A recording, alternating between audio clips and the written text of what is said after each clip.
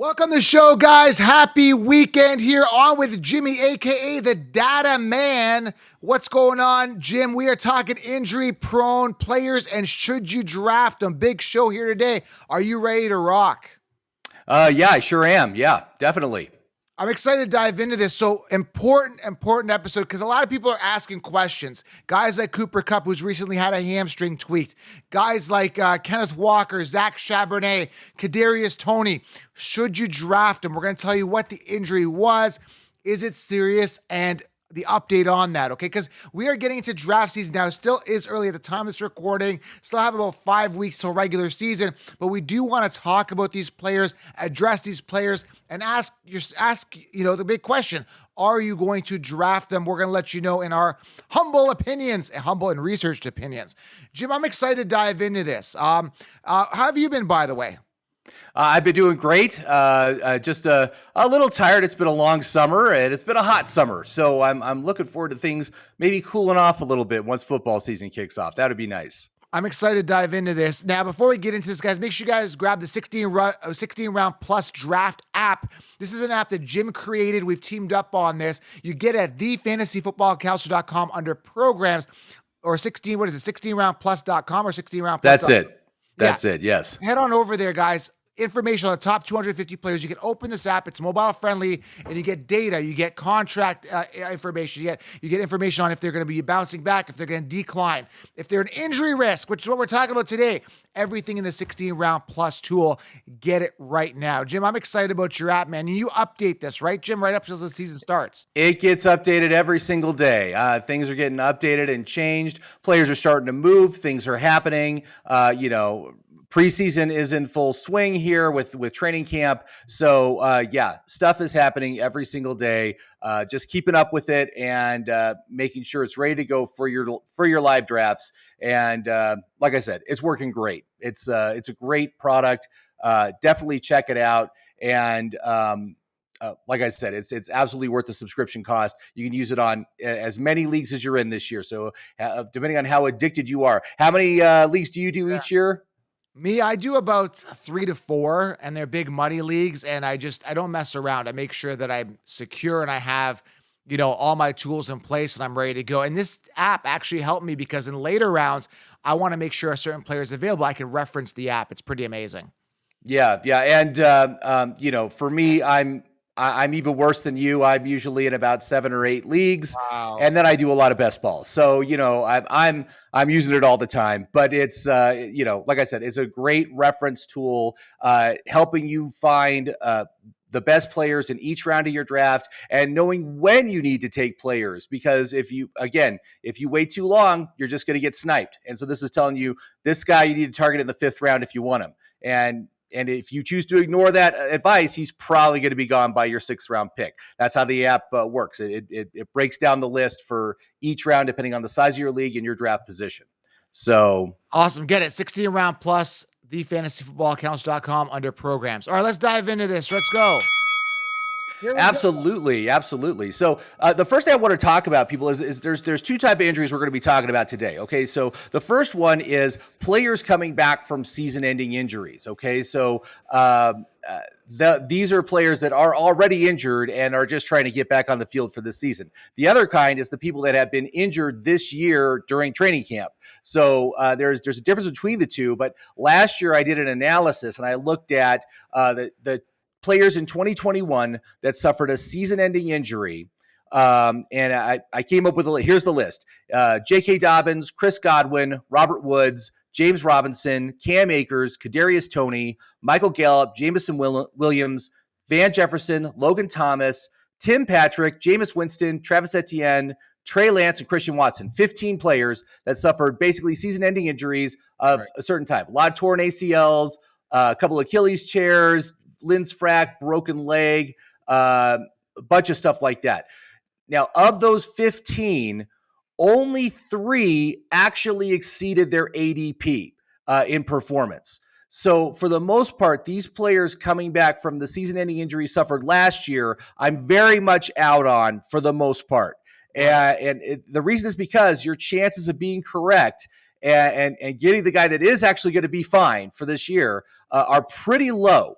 And a lot of people say, well, yeah, but they're already discounted on the draft board. But what my research shows is even though they're discounted on the draft board, they don't even meet that performance. They are worse than that. So it's just something to consider, but it's an important thing to know about when you're looking at these injured players.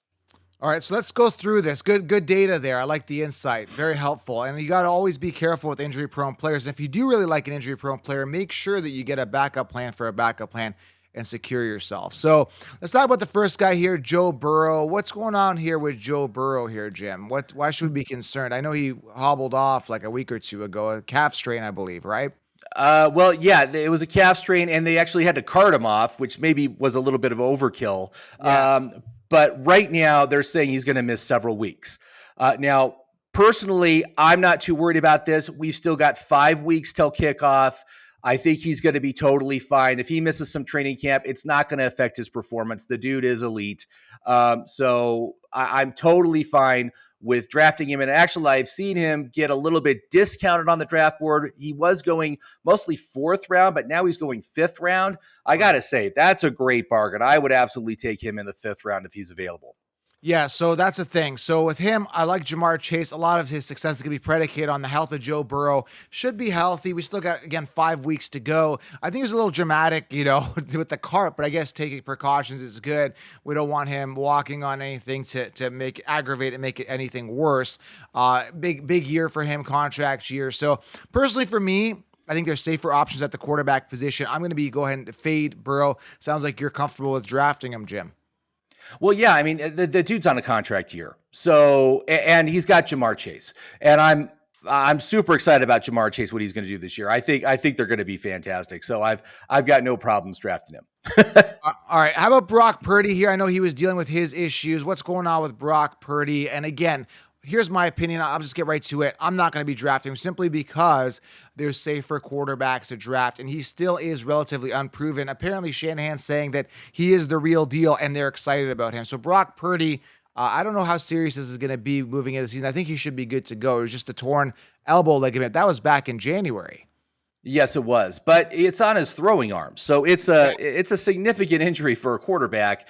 And, he is throwing the ball at camp, which is good. So he's getting into it. I would absolutely need to see him full participant in the in training camp. I need to see him out in at least one series during the preseason games in order to be comfortable drafting him. But I mean, he's like an incredible bargain right now. I mean, he's sitting at ADP 226th, mostly undrafted in most leagues, but in deeper leagues, he'd be like a last round pick. I'd be willing to take a chance on that because of the system of Shanahan's system is just so great, so productive. He's got so many weapons. He's going to be fine.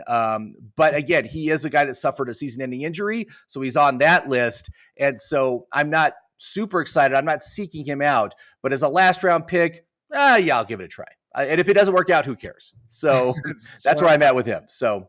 Yeah, I mean, he could really be a boom type player. He could really go to the moon. Boom, but a bit risky. Speaking of moon players here, let's go to Jonathan Taylor here. Now, Jonathan Taylor was a consensus Consheepsis, guys. You guys remember the song? Consheepsis pick, and we're going to probably bring Connor. He's knocking in the back door studio. Jim, I know you're not a fan of Connor, the leader of the Consheepsis, but he might be here because this was his pick last year, and he actually, Connor, that is actually really upset today. He's in a bad mood. He might come on here today, talk about it, because he told everybody to draft Taylor last year, and he busted. So what's going on with Taylor, though, injury-wise? Should we be concerned? I saw the one video where he was kind of limping a little bit, and then team was saying that he's injured, or news came out. I think it was one of the agents or analysts. Somebody came out, one of these guys, the Consheepsis came out and said he's injured. Then he came out and tweeted, "I'm not injured." Then there's a video of him hobbling, and then there's a contract issues, and then the owner, Jim Irsay, is paying for a whale to be transported out of captivity, and it's $20 million to do this, and Jonathan Taylor's not getting paid. What have you heard lately in regards to Jonathan Taylor here? What a drama.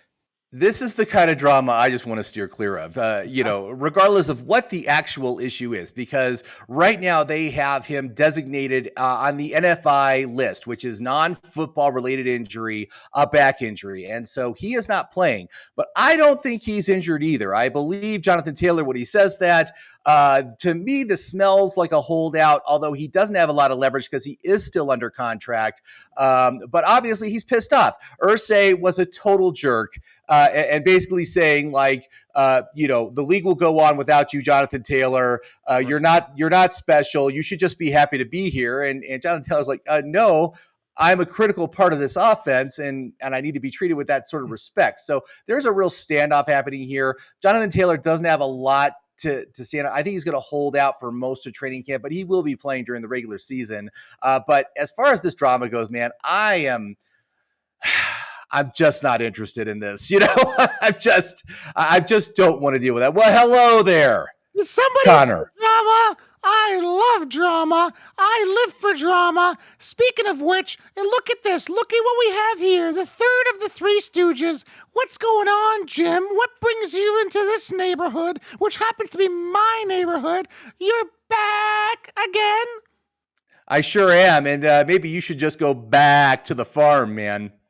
That's not very nice at all. I just came on here to say, Jonathan Taylor, you should be ashamed of yourself because I had you a consensus top pick last year and you busted. You busted. Shame, shame, shame on you. And because you didn't finish on top last year, I'm fading you. And I hope Jim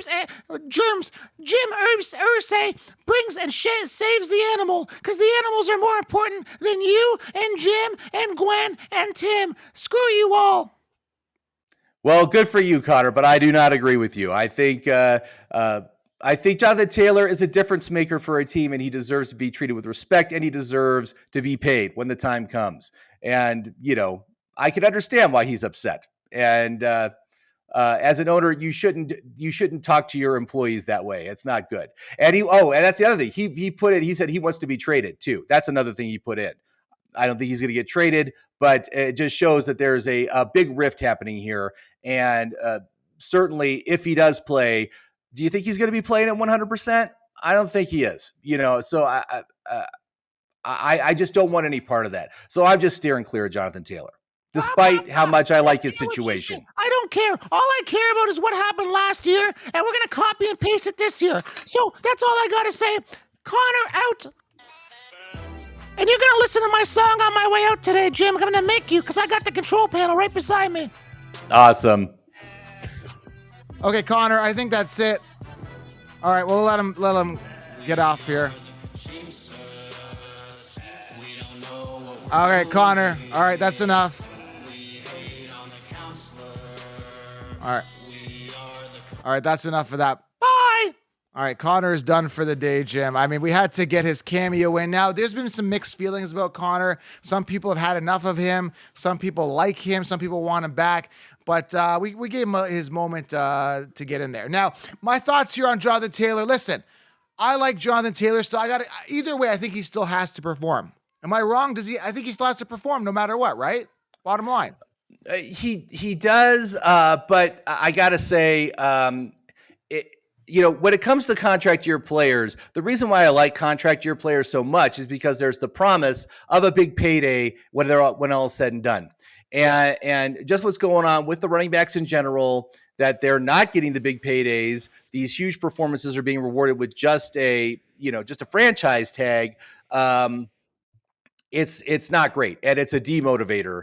And for an elite level talent like Jonathan Taylor, it's an insult. It's a slap in the face. And why should he go out and really, really try to just be the best running back he can be if he knows best case scenario is he just gets a 1-year contract? That's not sufficient motivation. He's playing for big time money.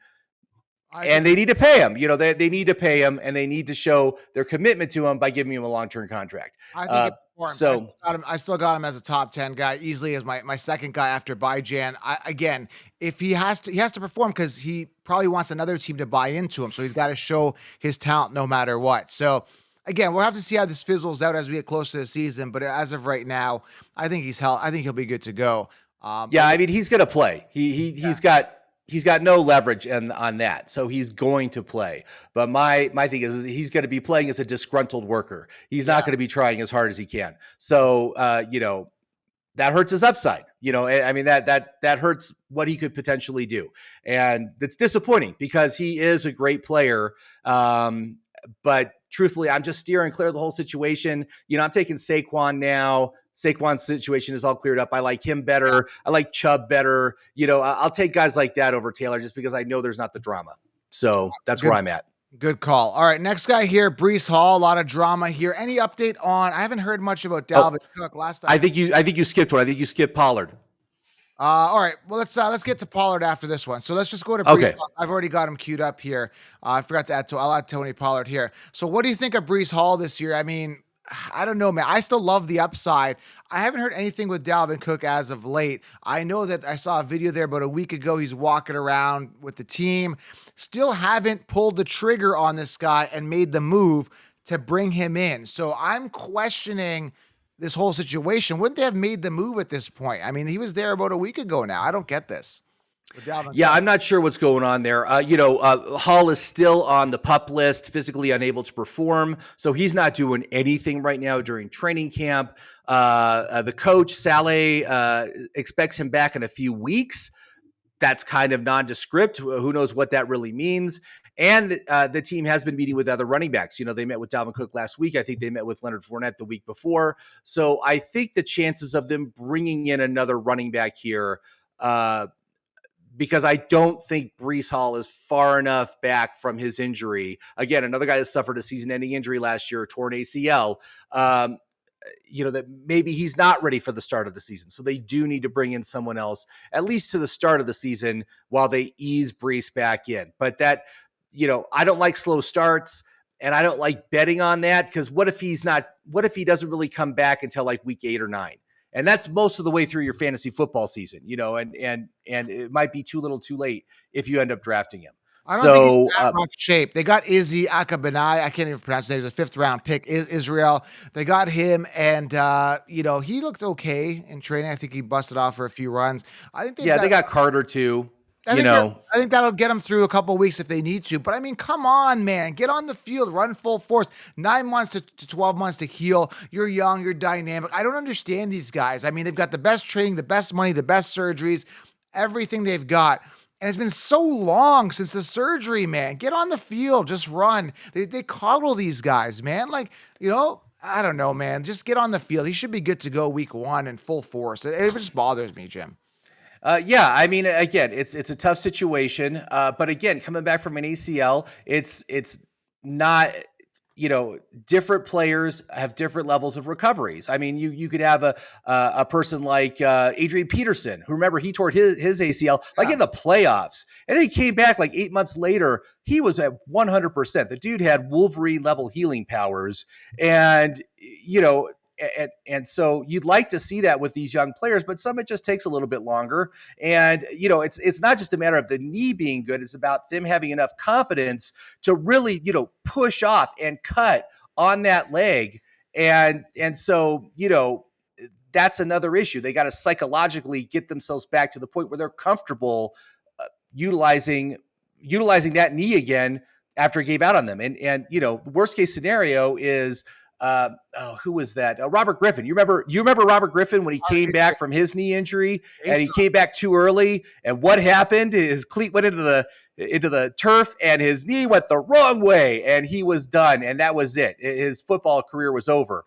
You don't want that to happen. So, but again, the chances of someone coming back from a season-ending injury and outperforming their ADP is very, very low.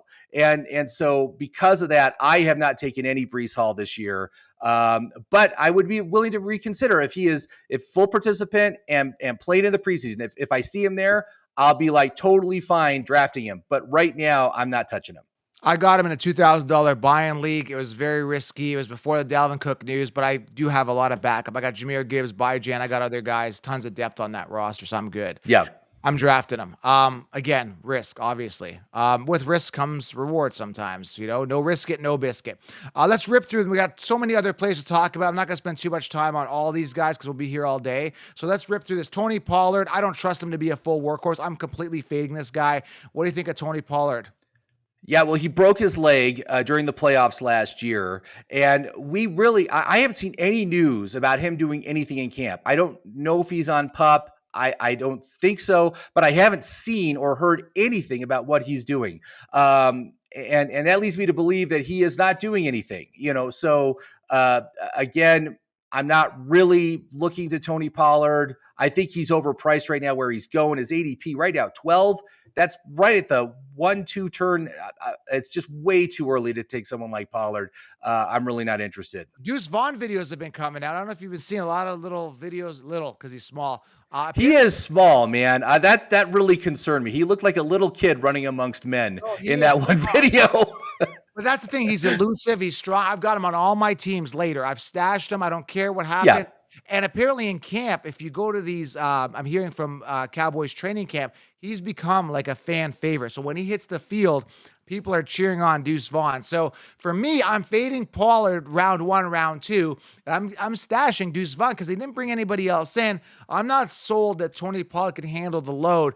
And Deuce Vaughn is going to be used in many situations and scenarios. And because he's so small and elusive, he can get between tackles. You don't even see him on the field. He's so quick, so fast. And for his size, very strong. It's like having a little bulldog out there. And they might even use him near the goal line. So, I'm excited, man. I don't know what it is about Deuce Vaughn. I got this feeling, man. So keep him on your radar.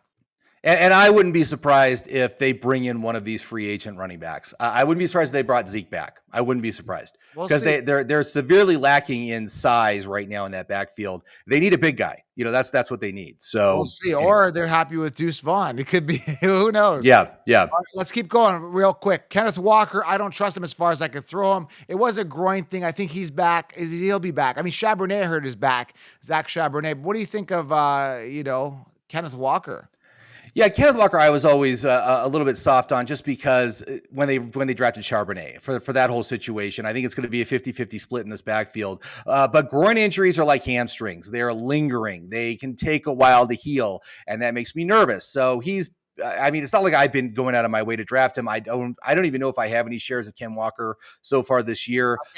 But again, I got to see him back on the field before I'd be willing to draft him. So I'm just steering clear of that. Yeah, me too. No Kenneth Walker stock. Another guy I have zero stock on. I don't understand the hype is J.K. Dobbins. Years to wow us, we're not wowed. Plagued with injuries on an offense that is, has a quarterback who is a top 10 running back, right? Literally with Lamar Jackson. I'm completely steering away from J.K. Dobbins, who has had his share of injuries in the past. Not sold. And he's on PUP list already again? He is on PUP again, man. It's not a good scene. It's not a good look.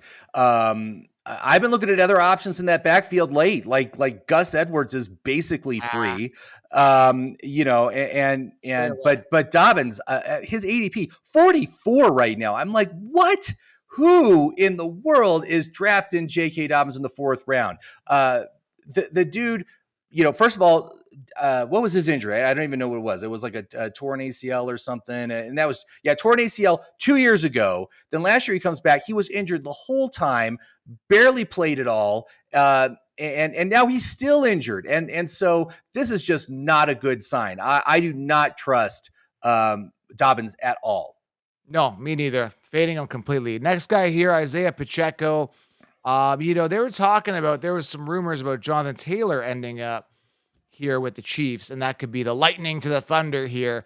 Pacheco's a safe play, but I really don't trust the Chiefs. They just don't run that full workhorse running back. They haven't done it since Jamal Charles back in the day. Totally different. Right. Yeah, pre-Mahomes. Yeah, I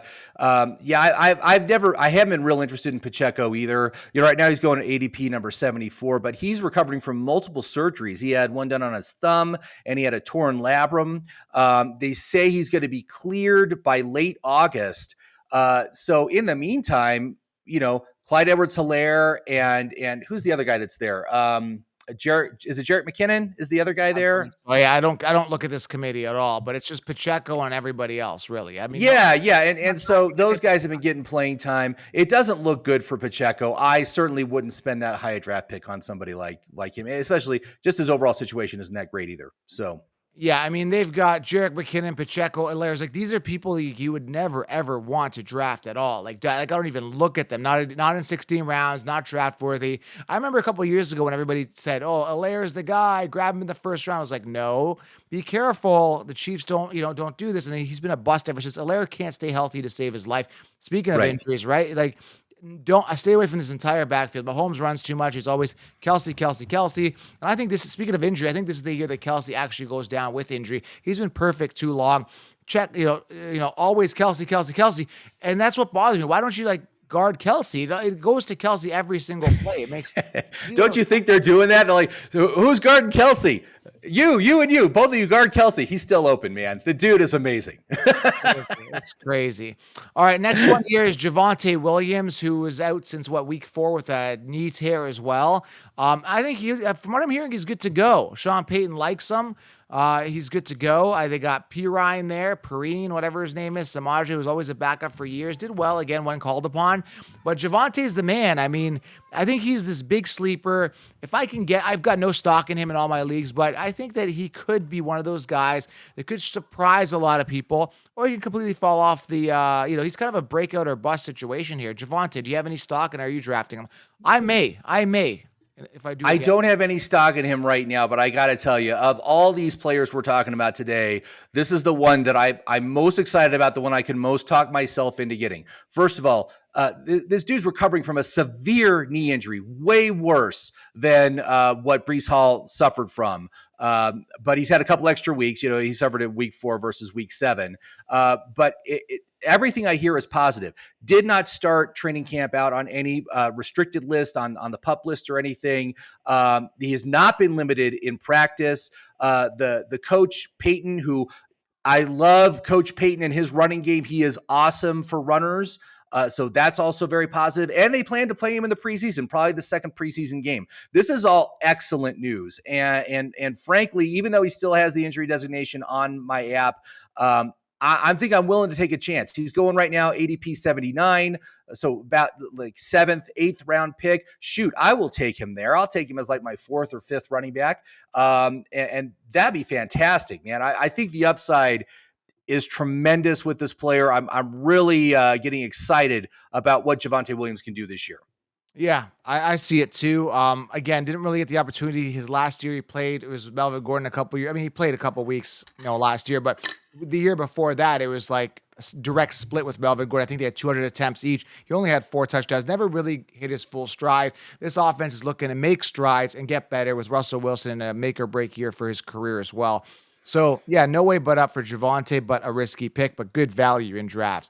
All right, we got 5 more players here. Again, make sure you guys grab the 16-round plus tool. We've linked it below. Grab the solution, grab the tool. Two totally separate standalone courses. Really going to help you guys get it done. All right, next one here, we got Zach Chabert. This is a guy that's value. And like I said, all I'm going to say about this situation, I mean, I think he had like a shoulder issue out indefinitely, but I heard he's already back. That was the original news on him about a week or 2 ago. Zach Chabert, if this is going to be a 50-50 split, even if it's a 60-40, even if it's a 70-30 in regards to Walker's favor, which again, Walker has given me 3 red flags on why to stay away from him. Number 1 was that tweak that he had last year and he missed a couple games and I said he sucked and he blocked me. Number 2 was the drafting of Zach Chabert. Maybe the Seahawks know something. And number 3 was this recent injury with the groin. And then you got Chabert, who's better value. So like I said, even if it's a split, I think it's going to be realistically a 60-40 in the favor of Walker. Give me Chabert later. I'm all over this guy. And he's, again, has his share of possible injury concerns as well. But what do you think of Chabert? Based on value, I'm taking him. Yeah, and when that injury, when the injury designation came down, they said he was out indefinitely. I'm like, oh crap, this is the worst thing that can happen. He's a rookie. He's not going to be playing at all for who knows a couple of weeks. He's going to lose all those reps and everything. But then all of a sudden he's back like 3 days later. So it's like great. He's back on my list. Right, ADP at 103 right now. Fantastic value. I really like him, and I think he's going to be just fine. Yeah, so I definitely draft him. Seahawks rookie running back Zach Chabert participated in training camp drills, making an immediate return from injury. Imminent return from injury. So he's back, man. Like he's back. He's training. He's going. He returned to practice on Sunday, I think. What's today here? Saturday. So he's been back for like a week already. Like Right. what was his shoulder injury? I mean, again, I don't trust anything the coaches say. I just read recently, actually, this is non-news injury, is that Travis Etienne, what is it? Peterson was saying, because I think it was their head coach, was saying that he's going to get 1,700 yards. He wants 1,700 scrimmage yards out of Etienne. I'm not sold that he could do that. Again, this is the stuff that I don't believe in. You know what I'm saying? I really don't. I never, ever, ever believe what a coach says during this time of year. It's show me, not tell me. Yeah. I'm going to judge based on what I'm seeing. And so, like I said, Javonte Williams, if he's out in the second preseason game doing a series or two, green light. He's a go. Draft him. I found the news. I found the news here. I was trying to find the exact headline. I know it was Doug Peterson that said it, but Jaguars coach Doug Peterson explains how Travis Etienne could hit 1,600 rushing yards this season. Just Google 1,600 to 1,700 rushing yards. So again, I don't believe that. I don't think that. I don't believe it either. I don't think he's capable of this. He's way too inconsistent. I'm not sold on Etienne. So again, I don't think anything the coaches say. It's all BS. And that's why last year I don't know if you know this, Jim. I had a bunch of beat writers on my show. Come on. And they are just full of crap. Like, I don't want to swear on this show, but they're just a bunch of fluffy BSers. All these beat writers I had on my show, I don't care. They're hype. Yeah, they're hype machines. Yeah, they're just hyping up. I called my contact this year, like about a month ago. He's a Texans guy. And I'm like, hey, man, who's the wide receiver one? He's like, Robert Woods. I'm like, shut up. Robert Woods. Last year I was telling him he is the Texans beat writer that Dameon Pierce is going to break out. Dameon's a rookie. I don't know. Blah, blah, blah. They don't know anything. Beat writers are just guessing and they're just playing it safe. They won't tell you how I feel. And then last year I had this Falcons beat writer on. She was on and I just said, Zach Zucchius, right? She goes, Zucchius is another guy. He's so great. I'm like, he sucks. I'm like, Zucchini. Like, we call him Zucchini. She got really offended because I was speaking the truth. So yeah, none of these people, I don't get these guys on the show, these beat writers, because they're just full of crap. They're just lying. They don't know anything. Yeah, I remember the Bronco guy you had on, and after watching that, I was like so pumped up for the Broncos. And oh my God, they were terrible last year. I mean, literally a case can be made that they were the worst team in the NFL. And but coming off of what he was saying, it's like, man, these guys are going to win the Super Bowl, and it's like, no, that was never in the cards. All right. 4 more to go here. Let's keep moving on here. We got Cooper Kupp here. I've got him in the 16-round draft, so shouldn't predicated on a bounce back, but he's already showing signs of injury. So I've actually put him put risk beside him, and I'm not drafting him because what I supply in 16 rounds is full mock drafts, and I'm not particularly drafting him, but he's there as an option, but not a recommended option, not like a top option. Like, again, if he's healthy, he should be good, but I'm just not sold based on this now with what happened, a hamstring injury now already? Hamstring injury, and those are the worst because they just linger. And, you remember what happened last year to, why am I drawing a blank on his name? The Chargers, Keenan Allen. Yeah. The dude missed like a month and a half with that hamstring injury, just kept him out. And we are still 5 weeks away from the season, so I think he's probably going to be fine. But I'm not really drafting him. I'm not drafting him anywhere. And I need to see the guy back, again, full participant, playing in the preseason. I need to see that before I would even consider drafting him. So yeah, absolutely. So yeah, I'm going to be fading him too. Kadarius Toney, don't touch him, don't draft him, don't look at him.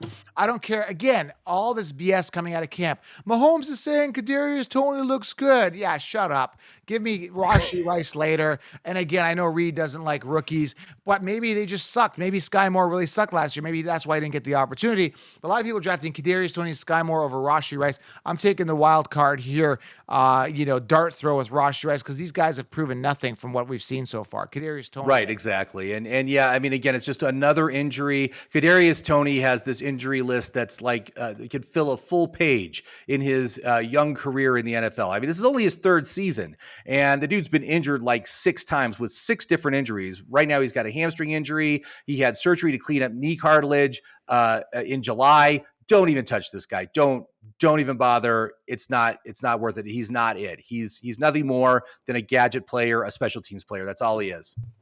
Yeah, I'm just trying to see how many games he played here. I know it's a waste of time because we're not drafting him, but how I many? think he played in 9 games last season and like 7 the year before. So it's just terrible. It's not good.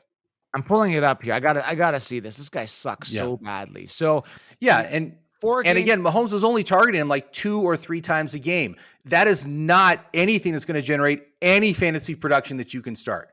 You know, he had a couple of big splash plays. He had a couple of run backs for touchdowns on kickoffs. Good for him. That's great. But you can't start a player like that for fantasy football. It's just He sucks. it's the ultimate boom bust player, and with the high injury risk, don't even bother. He sucks. Okay, so yeah, he Yeah. played 19 games in 2 seasons. Let's move on. Rashad Bateman, don't draft him. Just don't. He sucks. Team sucks. Quarterback sucks for passing. Not going to be touching Bateman. What do you think of Bateman? Yeah, he's basically becoming the number 3 receiver on this team behind Zay Flowers and OBJ. I actually kind of like Zay Flowers. I've been taking him. Zay Flowers is going at about pick 100 or so. So he's a good late round, middle round player to pick up for a wide receiver. But yeah, he's on PUP right now. Suffered recovering from a Lindsfrack injury, suffered last November. Bateman's not going to be playing this year. I don't think he's going to be playing at all. God, So, he sucks. He was a first round pick in 2021, played 12 games in 2021, 6 games last year. The guy it's not good. No, Not good. You can't start your career like that. And the last one here, another guy that sucks is Juju Smith. I'm going to completely fade him as well. What's the issue with him? Just lingering knee issues. Juju had an okay year last year. He had like 100 targets or something at Kansas City. But again, massive downgrade going to Mac Jones. He is the number 1 on that team. But again, I'm just not comfortable drafting him. Frankly, the only guy I would consider maybe I just wouldn't even consider anybody on the Patriots. It's just too risky. So I'm not worried. I'm not looking at him. So, but there's one more player that you didn't look at, and that is the tight end, Kyle Pitts right now. Kyle Pitts. ADP 58, suffered a season-ending knee injury last season. He is still not playing. He is still getting back to full health. That's what the quote is. So he is not there. I don't like Kyle Pitts right now, man. I don't think I think this might be an OJ Howard kind of situation. I mean, you remember OJ Howard had all this hype coming in to the NFL. He was like going to be the next great. He's going to be the next Gronkowski. He's so big and awesome and huge, and he just never did anything. And I've kind of feel that that's kind of the same thing with Pitts, man. I'm getting that same vibe off this guy. He's becoming a Jordan Reed. Remember him? He was brutal, man. It hurt every day. Yeah, and so. I'm not going to bother. Again, he's on that list of people that suffered a season-ending injury last season. I just don't even want to play that game. I'm not going to bother. But I think he's going way too early, man. ADP 58. No, thank you, man. That's way too early. Give me Drake London. Give me By Jan. Fading Pitts. Yeah, give me those guys. All right, that is a lot to cover here. So make sure you guys subscribe. Give us a thumbs up for all that information. You guys know where we stand on these injury-prone or injury risk players. Be careful drafting for fantasy football 2023. Jim did a lot of work for that for you. Grab the 16 round plus tool. We've linked it below. And Jim, man, thanks for coming on, man. And I'll have to put Connor in the cage here for misbehaving today. That's right. Get him out of here. Send him back to the farm. We'll have to end up doing a show. I think we're going to be doing a show this week with me, you, Gwen, Tim, and maybe Connor may make a cameo appearance with everybody there. Shake things up. Should be interesting. All right. All right. Thanks, guys. We're out. Fantasy football is here. Subscribe, thumbs up, and we're out. Bye, Jim. Bye, everybody. All right. Have a good one, everybody. Have a good weekend. We're out.